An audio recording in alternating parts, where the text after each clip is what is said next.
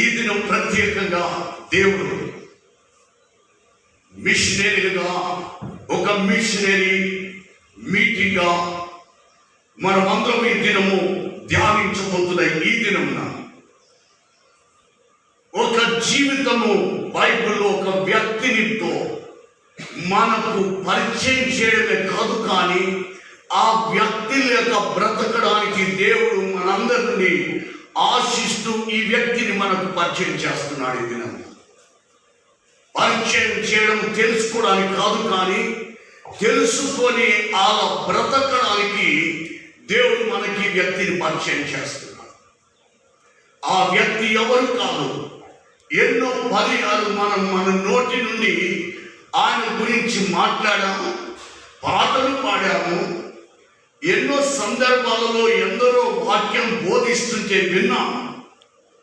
కానీ ఆ వ్యక్తిని ఈ దినమున మనకు పరిచయం చేయడం కాదు, ఆ వ్యక్తి లేక దైవ శాఖలమైన మనము బ్రతకడానికి దేవుడు కోరుకుంటున్నాడు. అతడు ఎవరు కాదు, అతడు అబ్రహాము. అబ్రహాము జీవితంలో దేవుడు ఎలాంటి వాడంటే, అబ్రహాము ఒక అన్యుడుగా బ్రతుకుతున్నటువంటి కాలం. ఈ వాక్యము ధ్యానిస్తున్నప్పుడు నాకు నా మనసులోకి వచ్చింది ఏంటంటే, సౌమ్య వచ్చింది. సౌమ్య ఒక అన్య కుటుంబ వాతావరణంలో పెరుగుతున్న బిడ్డ. దేవుడు అబ్రహాము జీవితం కూడా అలాంటిదే. సూర్యుని దేవుడుగా పూజిస్తున్నటువంటి దినాలని తన జీవితంలో ఒక అన్య దేవతలను, దేవుళ్ళను, అబద్ధ దేవుళ్ళను పూజిస్తున్న కాలం అది. అక్కడికి అతని జీవితం ముడిపోయింది. అక్కడికి తన బ్రతుకు ఎలాంటిగా అయిపోయిందంటే, ఒక అన్యుడుగా తాను బ్రతుకుతున్న కాలం అది. అంతేకాదు, అరాములో అతడు ధనికుడు, అతడు సామాన్యుడు, బేవస్ కాదు, పేదవాడు కాదు, బాగా ఆస్తిపరుడు. ఇలాంటి పరిస్థితులలో హారాన్లో గాలి తిరిగే వ్యక్తి కూడా కాదు, లేదా ఒక నివాసం లేక ఒక స్థలం లేక బ్రతుకుతున్నవాడు కాదు. హారాన్లో స్థిరపడ్డాడు. అంటే స్థిరపడ్డాడంటే ఇక తన జీవితం మిగతా బ్రతుకంతా అక్కడ బ్రతకడానికి అన్ని సమకూర్చుకున్నాడు. అన్ని సమకూర్చుకున్నటువంటి అతనిని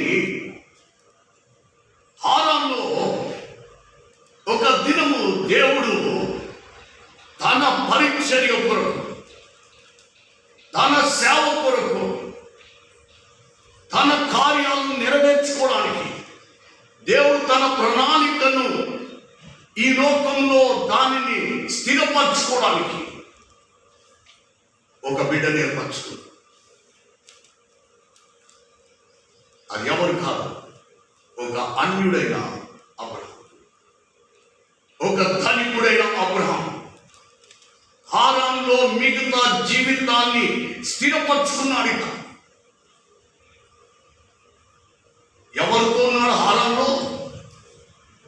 తాను, తన భార్య, తన తోడబుట్టిన వాళ్ళు, తండ్రి, అందరితో, తన నానుకున్న వారందరితో స్థిరపడిపోయింది. అక్కడ స్థిరపడిపోయినప్పుడు ఒక దినము, ఆదికాండం 12వ అధ్యాయం 1వ వచనం, ఒక మిషనరీ అనేటువంటి మిషన్లో ఒక పదము ఉండి తీరినప్పుడే అది మిషన్ అంటాము, మిషనరీ అని అనబడుతుంది.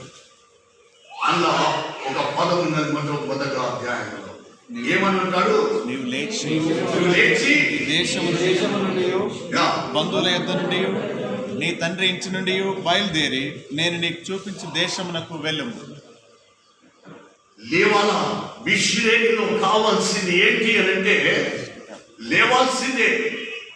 లేచి అబ్రాము, నువ్వు లేవాల్సింది, నువ్వు ఎక్కడ ఉండాలనుకున్నావో, ఎక్కడ స్థిరపడాలనుకున్నావో, ఎక్కడ నీ భవిష్యత్తు వర్ధిల్ల చేసుకోవాలనుకున్నావో, ఎన్ని నీవు భవిష్యత్తు గురించి ప్రణాళికలు వేసుకున్నావో, ఆ స్థలం నుండి, నువ్వు స్థిరపడాలనుకున్న స్థలం నుండి నువ్వు లేవాల్సింది. మిషనరీగా నీవు అనుకుంటున్న నీవు లేవాల్సిందే. నీవు లేవలేని నువ్వు వెళ్ళలేవు. అబ్రాహాము ఏం చేశాడు? లేచి, దేవుడు ఏమంటున్నాడు? నువ్వు లేచి నువ్వు వెళ్ళాల్సింది. మిషనరీ అన్న వారికి ఈ అనుభవం లేని వాడు మిషనరీ కాదు. లేవాల్సిందే, వెళ్ళాల్సిందే. నీవు పోలేకపోతే నువ్వు మిషనరీ కాదు. నీవు ఒక సేవకురాలు కాదు. నీవు ఇక్కడ అబ్రాహామును దేవుడు ఒక మిషనరీగా ఉంచి అందుకొరకే హారానులో స్థిరపడాలనుకున్నోని ఒక స్థలం నుండి ఒక స్థలానికి తిప్పుతున్నాడు దేవుడు. మిషనరీ అనేవాడు ఒక స్థలంలో ఎప్పుడు కూడా స్థిరపడు పొమ్మంటున్నాడు. ఒక దగ్గర నుండి ఒక దగ్గర. అప్పుడే మనం చదువుకున్నటువంటి 9 వచనాలలో 2 స్థలాల దగ్గరికి వెళ్ళి 2 ఏం కట్టాడు? బలిపీఠాలు కట్టాడు. అంటే హారాన్ని తీసుకొని వెళ్ళాడు ఒక స్థలం నుండి ఇంకొక స్థలానికి. మిషనరీగా నీ జీవితంలో కూడా నీవు పయనించే వాడిగానే నీవు ఉండాలి. అందుకనే పౌలు భక్తుని ఎందుకు మిషనరీ అని అంటారంటే, అతడు ఒక స్థలంలో ఎన్నడూ కూడా స్థిరపడి లేడు. మిషనరీ అనే వారు ఎప్పుడు ప్రయాణం చేస్తూనే ఉంటారు. అబ్రాహాము స్థిరపడాలనుకున్న స్థలంని లేపాడు దేవుడు. లేపి ఏమంటున్నాడు? అక్కడ చూపించి దేశానికి వెళ్ళు. వదలాల నీ దేశం నుండి. ఈ దేశము ఏ దేశం అనుకుంటున్నావో నువ్వు, ఏ దేశుడు అంటే నీకు అడ్రస్ ఫిట్నెస్ ఏముండదు. మిషనరీ అన్నప్పుడు నేను ఈ దేశస్తుని, ఆ దేశస్తుని ముడి వేసుకోవద్దు నీ జీవితంలో. అబ్రాహాము నువ్వు ముడి వేసుకున్న నీ దేశం అనుకుంటున్నావే, ఆ దేశం అంటే ఇక్కడ నీ జీవితంలో కొన్ని వదులుకోవాలి. మిషనరీ ఏమంటున్నాడు? నీ దేశాన్ని, నీ దేశం నుండి, నీ బంధువుల ఇంటి నుండి, నీ తండ్రి ఇంటి నుండి నీవు బయలుదేరి నేను అందరిని వదులుకోవాలి. ఈ ముగ్గురు జనాంగాన్ని వదులుకోవాలి నీ జీవితంలో. మిషనరీ అనేవాడు వదులుకోవాలనేటువంటి లక్షణము లేకపోతే, వదులుకోకపోతే నీ జీవితంలో నీవు మిషనరీ కావు. కొంతమంది ముఖ్యంగా అన్ని కుటుంబాల నుండి వచ్చిన మీరు సేవకు పోతే నీకు ఈ కుటుంబంలో ఉండే ఆస్తి నీకు చెందదు. వదులుకోవాలి. ఇక్కడ అబ్రాహాము ముగ్గురిని వదులుకొని వెళ్తున్నాడు. దేశాన్ని, తన కుటుంబీకులను, తన ప్రజల్ని వదులుకొని వెళ్ళిపోతున్నాడు. మిషనరీగా వచ్చిన నీవు ఏం వదులుకున్నావు? ఇది నాకు చెప్పగలుగుతావా? అబ్రాహాము అడిగితే, అబ్రాహాము ఏం వదులుకున్నావయ్యా నీవు? హారాన్లో వదులుకున్నది ఏంటి అని అంటే చెప్పగలుగుతాడు. నేను ముగ్గురిని వదులుకున్నాను. ఈ దినము ఒక మిషనరీగా, ఒక సేవకురాలుగా వచ్చినటువంటి నీ జీవితంలో నీవు వదులుకున్నది ఏదైనా ఉన్నదా? నీ జీవితంలో వదులుకోకపోతే నువ్వు మిషనరీగా నువ్వు ఎప్పుడు కూడా ఉండదు. కొంతమంది వచ్చి నాతో సేవకుల గురించి చాలా తక్కువ మాట్లాడతారు. నేను చెప్తాను వాళ్ళకి, అయ్యా ఇంకెంత మా సేవకులను వదులుకున్నారు, కొన్ని ప్రాంతాలు వదులుకున్నారు. తన తల్లిదండ్రులను వదులుకొని వచ్చింది, తన పుట్టినిల్లు వదులుకొని వచ్చింది, తోడబుట్టిన అక్క చెల్లి అన్న తమ్ములను వదులుకొని వచ్చింది. ఇంకా ఎంత సమర్పించుకోవాలనుకుంటారు వాళ్ళు. కానీ నా తల్లిదండ్రులను కూడా వదులుకొని వస్తే సేవ ఇక అంతకంటే మించింది ఏమున్నదయ్యా వదులుకుని రావడానికి? ఇంకేదైనా ఉన్నదా? అప్పుడు తన తండ్రిని హారాంలో వదులుకుని తండ్రి హారాన్ అక్కడ ఉండిపోయాడు. హారాన్లోనే తన జీవితంలో తల్లిదండ్రులు వదులుకోవాల్సింది. అబ్రహం వదిలిపెట్టి దేవుడు చెప్పినట్లు దానికి విధేయుడుగా చూపెట్టి వదులుకొని వెళ్ళాడు. ఈ దినం నీ జీవితంలో నీవు కూడా దేవుడు పిలిచిన పిలుపుకు నువ్వు ఎంతకాలం నీవు విధేయుడుగా ఉన్నావు?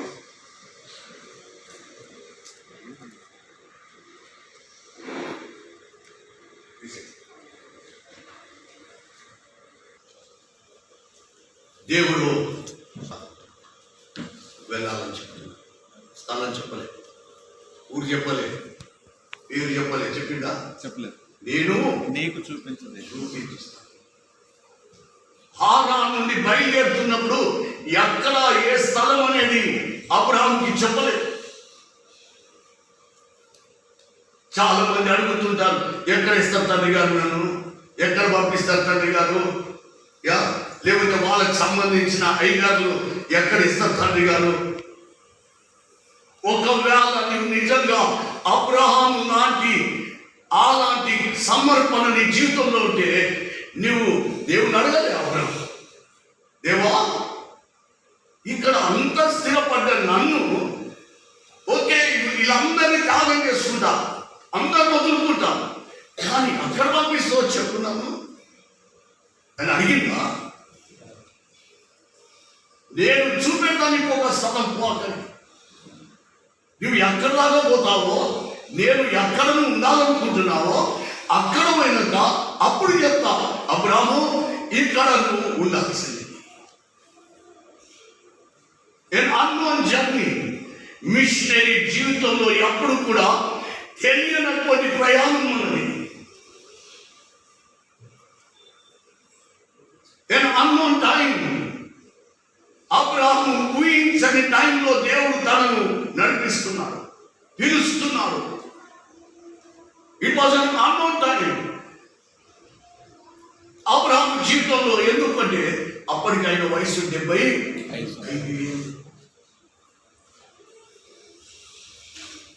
తన జీవితంలో ఇంకొక ప్రణాళిక వేసేసుకుని ఉండొచ్చు. 75 ఏళ్ల వయస్సులో ఇక తన జీవితంలో ఇక అంత దినాలలో కొరకు ఆయన ఆలోచన చేస్తుండొచ్చు.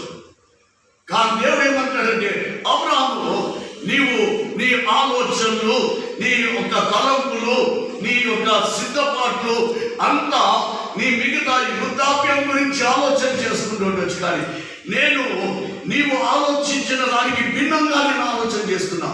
సాధారణంగా వృద్ధాప్యంలో మా అమ్మను మా నాన్నను హనుమకొండలో ఉన్నటువంటి వాళ్ళను హైదరాబాద్కి నేను ఏసీటీసీలో అక్కడ వెళ్ళినప్పుడు ఇక్కడ నుండి అక్కడికి తీసుకురావడానికి నాకు పెద్ద గగనమైంది.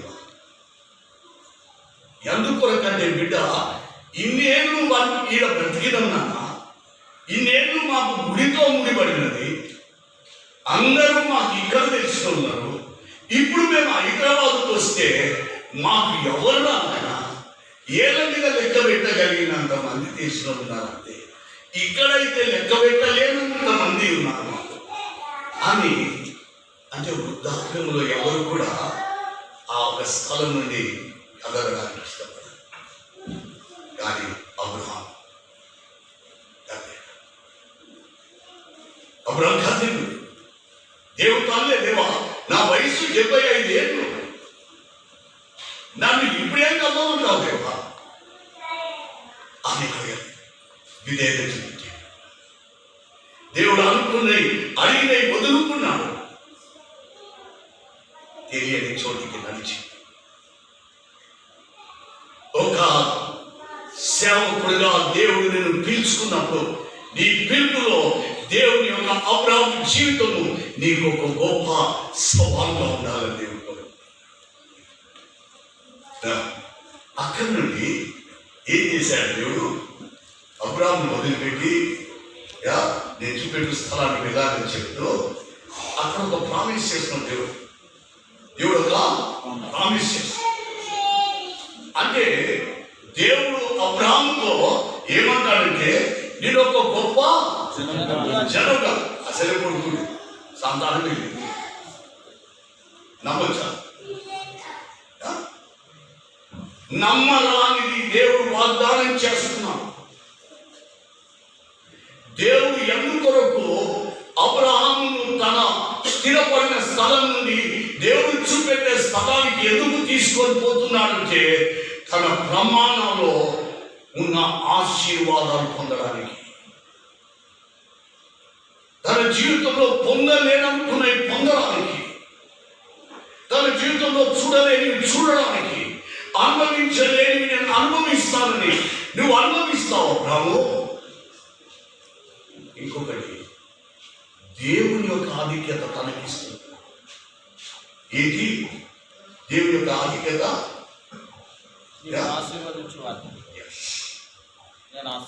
నువ్వు ఎవరిని ఆశ్రదిస్తే నేను ఆశ్రదిస్తాను. అంటే దేవుని ఆధిక్యత అబ్రహాముకి దేవుడు ఇస్తున్నాడు. అది ఎప్పుడు దొరుకుతుందా దేవుని ఆధిక్యత నీకు? నువ్వు లేచి వెళ్ళినప్పుడు. నువ్వు లేచి నీ ఇష్టం వచ్చిన స్థలం కాదు. నువ్వు లేచి నీవు అనుకున్న స్థలం పోతే చూడలేవు. దేవుని ఆధిక్యతను నీ జీవితంలో నీవు పొందడానికి, అంటే నువ్వు ఎవరిని దీవిస్తే నేను వాళ్ళని దీవిస్తానంటే ఎంతో గొప్ప ఆధిక్యత నీ జీవితంలో. దైవ సేవకులారా, నీ జీవితంలో అలాంటి ఆధిక్యత నీ పరిచర్యలో దేవుడు నీకు ఇవ్వాలని దేవుడు ఒకనాడు అబ్రహాముకి ఇచ్చాను. ఈ దినము నేను మీకు ఇస్తాను.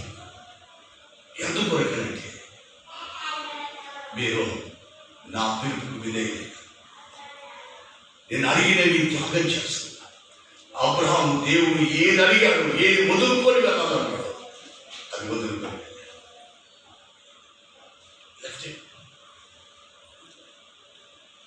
కానీ 5వ వచనం చూస్తే,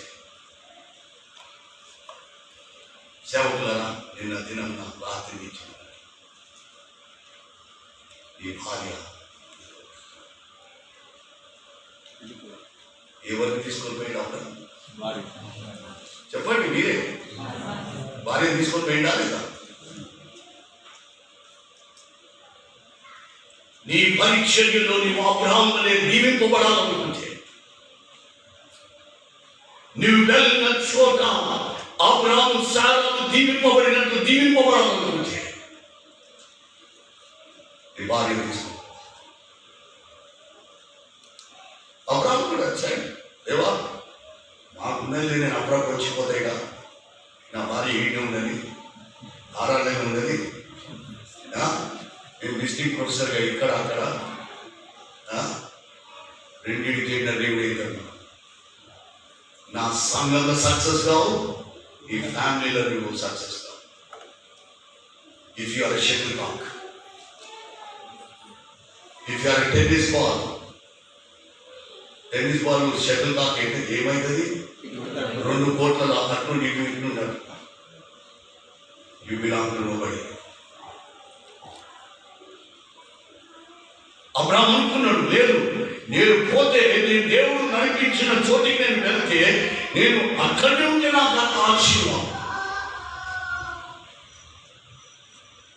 అందుకొరకే అబ్రహాము 5వ వచనంలో నా మాటలు కావాలి, తన భార్య శారాను తీసుకుని. సేవకుల ఇప్పటికైనా నీ భార్యను తీసుకో. ఇప్పటికైనా ఒక తీర్మానం చేసుకొని నేను అబ్రహాము వలె నా భార్యను తీసుకొని వెళ్తాను. నా భవిష్యత్తు నేను పెళ్లి చేసుకుంటే నేను ఎక్కడ పోయినా నా భార్యను తీసుకొని వెళ్తాను.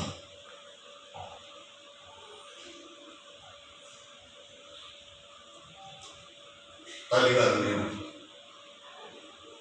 కొన్ని దశల్లో ఆర్థికంగా ఇబ్బందులు ఏర్పడ్డాను. తనకు ఒక ఉద్యోగం బైబిల్ కాలేజీలో టీచర్, నేను పాస్టర్గా ఒకటి అనుకున్నాను.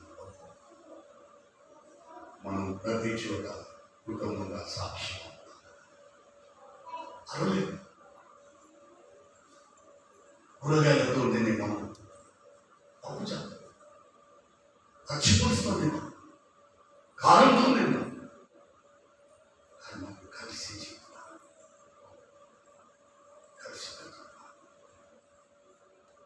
కలిసిపోయాను.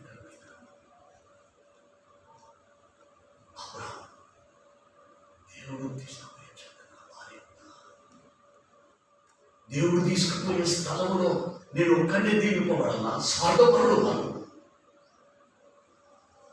దేవుడు తీసుకుపోయిన స్థలంలో నీ భార్య దీవింపబడుతా, నీ భర్తనే దీవింపబడుతా.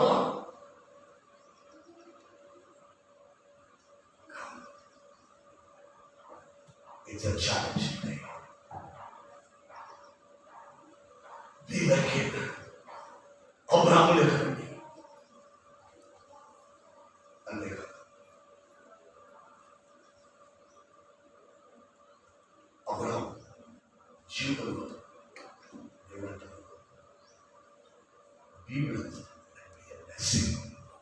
ఆశీర్వపడు, ఆశీర్వాదం. ఒకవేళ మనం 2-3 చూస్తే 2-3 వచనాల్లో దేవుడు ఏమంటే, అబ్రహాము నీవు ఆశీర్వపడతా, నీవు ఆశీర్వదకరంగా ఎప్పుడు నీకు దేవుడు నియమించిన చోట, దేవుడు నడిపించిన చోట నీవు అక్కడ నీవు దిగుపడతా. ఇతరులకి ఆశీర్వదకరంగా ఈ దినమున నేను అందరి బట్టి చెప్తాను. మీరు ఉన్న చోట, మీరు పోయిన చోట దేవుడు తీసుకుపోయిన చోట, అందుకొరకు నిన్న రాత్రి మీరు అందరూ ఒక సాక్ష్యం చెప్పగలిగారు. నిన్న రాత్రి మీకంటూ మీరు కథను సంపాదించుకోగలిగారు. నిన్న రాత్రి చెప్పిన ఎవరో కథలు కావు, మీకు దేవుడు నడిపించిన ఆ స్థలంలో మీరు సంపాదించుకున్న కథలు. మీరు అనుకున్న చోట మీరు పోయి ఉంటే మీ కథలు అంటూ మీకు ఉండదు. మీరు ఎవరి కథలు బ్రతకడానికి దేవుడు మిమ్మల్ని పిలువలే చెప్పుకుంటారు. సేవలో దేవుడు నడిపించిన చోట నువ్వు నడిస్తే అబ్రహాముకు ఒక కథ అంటూ తాను సంపాదించుకున్నాడు, ఒక సాక్ష్యం సంపాదించుకున్నాడు. దేవుడు నన్ను తీసుకొని పోవాలనుకున్న చోటికి నేను పోతే అక్కడ నా భార్య అప్పటిదాకా గొడ్రాలను ముద్ర వేయబడ్డ నా భార్య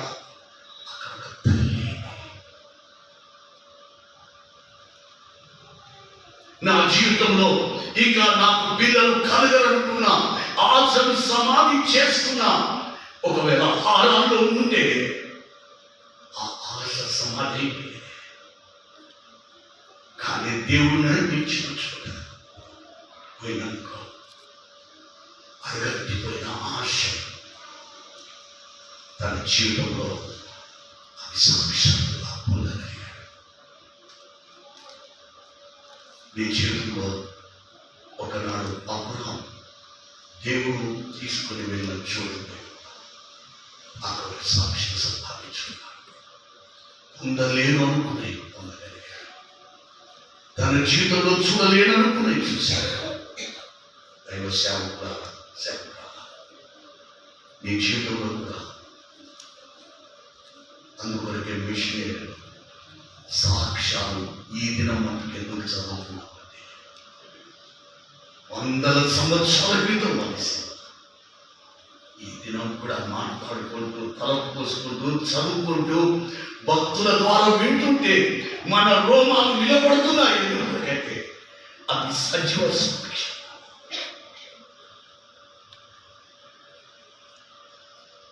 దేవుడు వెళ్ళమన్న చోట పోయినందుకు ఆ సజీవ సాక్ష్యం మీ జీవితంలో నీకు అలాంటి సజీవ సాక్ష్యం ఎప్పుడు కూడా దేవుడు వెళ్ళమన్న చోట, దేవుడు తీసుకుని పోయిన చోట నీ జీవితంలో ఏమి పొందలేకపోయావు, దేవుడు తీసుకొని పోయిన చోట అంతేకాదు అన్నిటికంటే దేవుడు తీసుకొని పోయిన చోట అబ్రహాం జీవితంలో పెట్టుకున్నాడు. 7వ వచనం చూస్తే ఏం చూశాడు కదా, యెహోవా అబ్రాహామునకు ప్రత్యక్షమై థ్యాంక్ యూ అక్కడ ఏం చూశాడు, దేవుని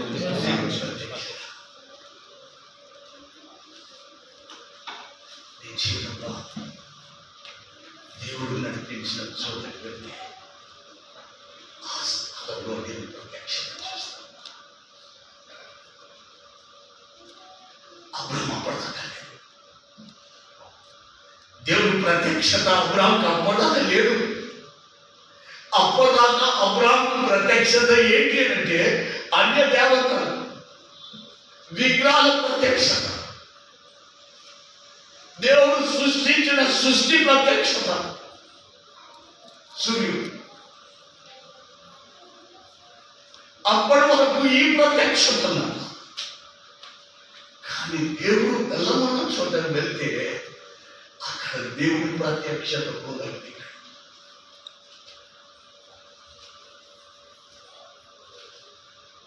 మిషనరీలుగా ఒకనాడు అబ్రహాముకి, ఈనాడు దేవుడు నీకు ఇవ్వాలని ఇవ్వచ్చు. మీరు వెళ్ళొచ్చు, అది నేను కోరుకున్న స్థలం కాదేమైంది, నీవు నన్ను తీసుకొచ్చిన స్థలం. నాకు అబ్రహాముకి ఇచ్చిన ప్రత్యక్షత నాకు కావాలి ఇక్కడ అడగండి. God, I want your appearance.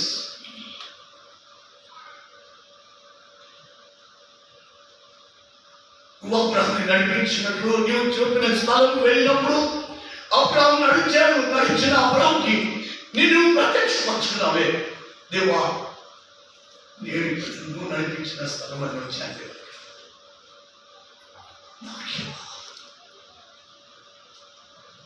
నాకు కావాలి ఆ ప్రత్యక్ష.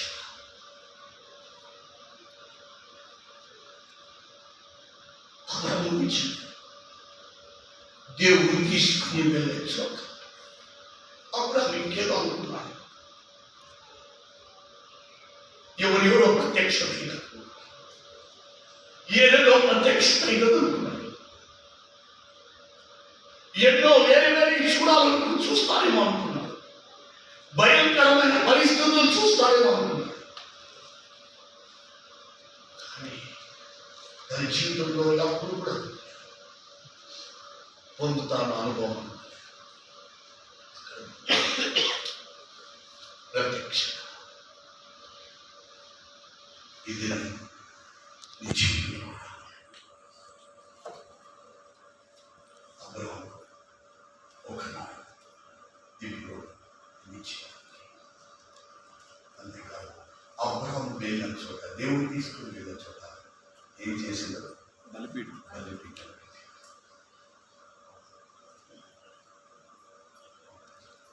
నా యవ్వన సేవకులారా,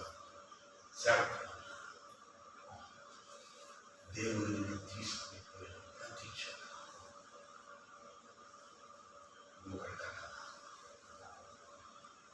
ఎందుకు బలిపీఠం పెట్టాడు?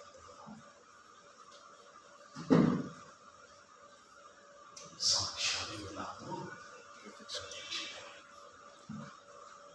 నీవు సేవ చేసే చోట నీవు దేవుని కాడ ప్రత్యక్షమైండు అని అనుకుంటే నువ్వు తప్పకుండా అక్కడ కడతావు.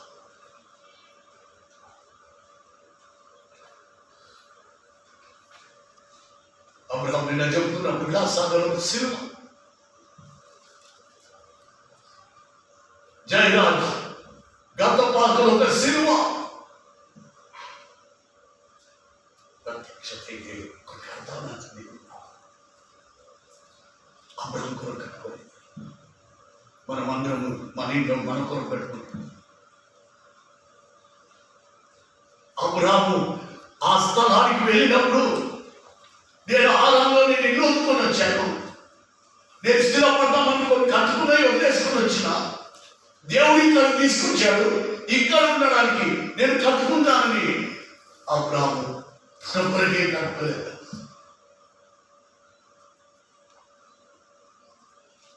ఇది దేవుడికి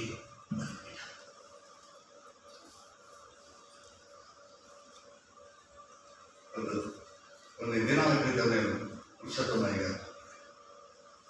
గారు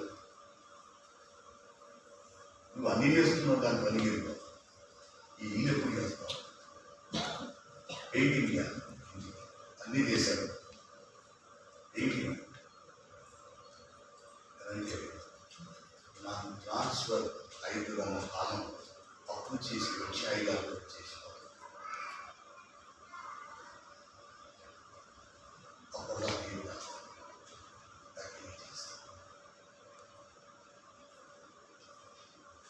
దేవుని కొరకు చేస్తాను.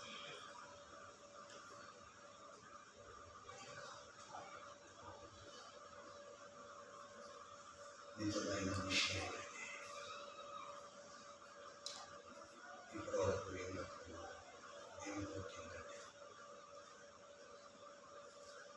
ఆ స్థలంలో నీవేం వదిలిపెట్టుకో.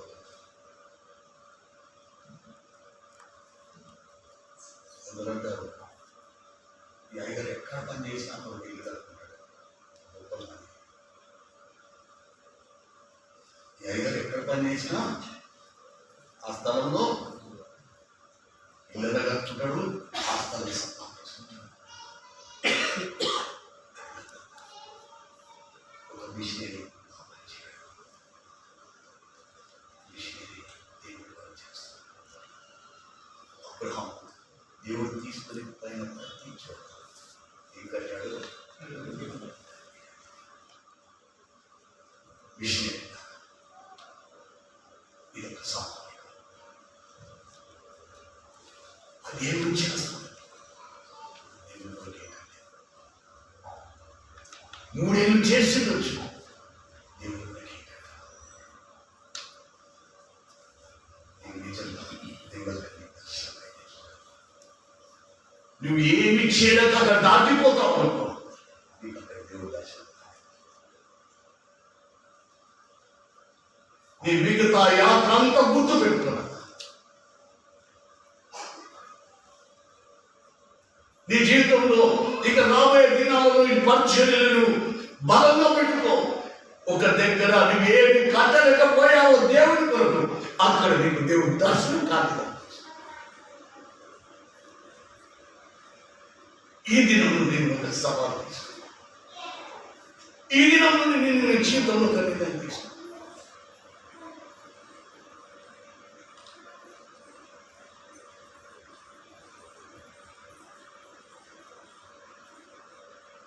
అబ్రహాం వెళ్ళిన ప్రతి చోట దేవునికి సాక్షి. ఏ స్థలమైనా నా సాక్షి,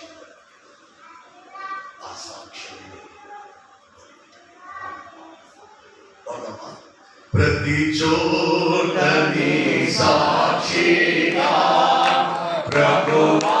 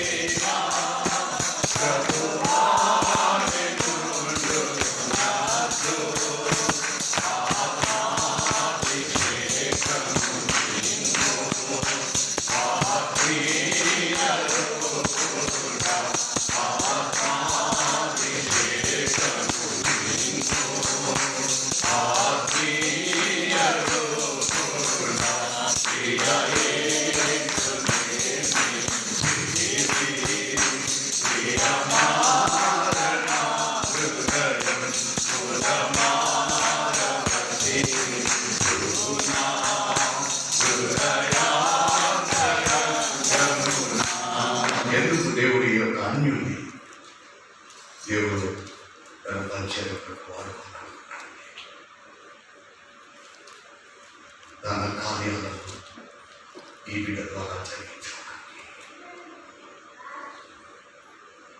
ఈ దినం నేను ఎందుకు దేవుని కార్యాలు నెరవేర్చాలి, దేవుని కార్యాలను సాధించాలి. దేవుని అనుకుంటుంటే ఎంతమంది మంది అబ్రాహాము ఒక్కడే లేడు. అబ్రాహాము కొన్ని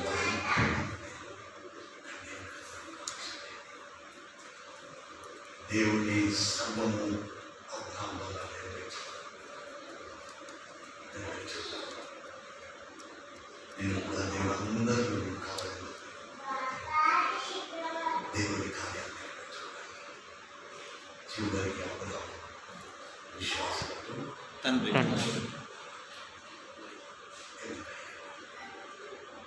విశ్వాసుల తండ్రి, విశ్వాసుల తండ్రి అలాగా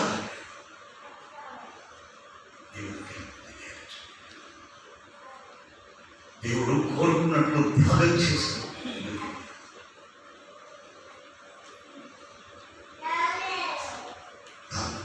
తన జీవితంలో ఎక్కడికి వెళ్తాడని తెలియని చోటు కన్ను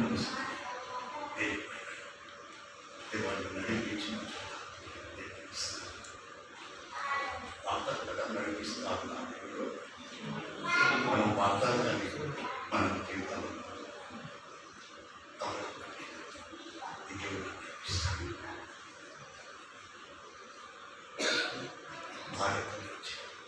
నాకేదో ఇంకా లగేజ్ లేదు, లేకపోతే అన్నీ చాలా దేవుడు ఎక్కడ తీసుకుంటాడో పోయి చూస్తా. అక్కడ ఇల్లు బాగున్నదా,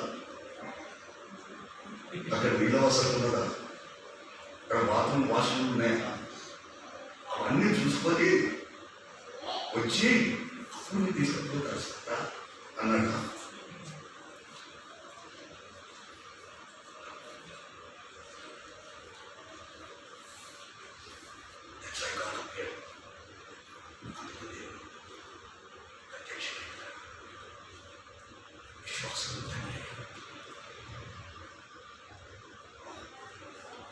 విశ్వాసం తల్లి కావాలి,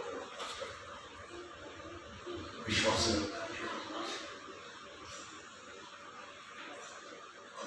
విషయం